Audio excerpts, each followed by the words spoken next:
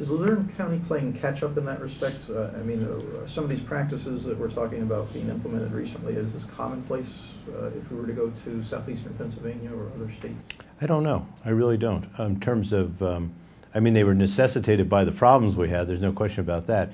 But they make a lot of sense. I mean, I imagine the rural areas haven't put them in yet. I would be surprised if you, I mean, maybe I'm wrong on that. That's just a guess. But I would think that the cities and things are more automated on how they, of course, you know, when you get lots more judges and lots more cases, I think I know for some of my friends in Philly rarely come before the same person very often, you know, because there are just so many. Another item that you talked to us about before, but I wondered if you could elaborate, and that was perhaps more creative sentences imposed on children in particular. Could you tell us some of your thoughts on that? You know, I'm a believer in alternative sentencing and always have been. I mean, I think that there are ways that you can get a point across to a child or an adult that hopefully can reform them and change them, and the juvenile system's a great place to do that, because you're trying in the juvenile case to turn a child around so that they don't follow a bad path that they might have selected and end up in the adult system, which is where then, you know, I see them in the DA's office.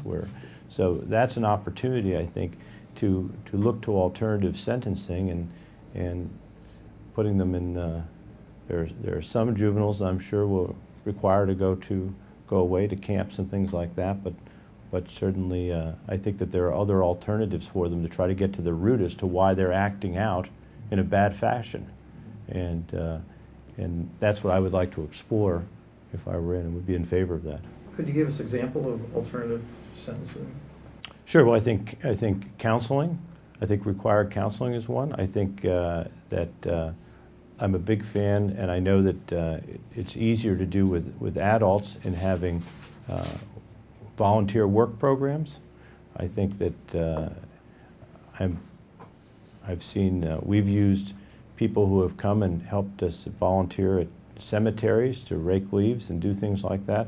And I think it's important because it gives them some time that they can realize that they're not home watching the Eagles game or doing something that they'd rather be doing, and that they're thinking about, you know, the bad act that they did, and, you know, hopefully that things like that help. I think that's a little harder to do with children because I think there's some liability issues and things, insurance issues that come about. But I think, you know, with children, we really want to get to the issue as to why a child acted out badly.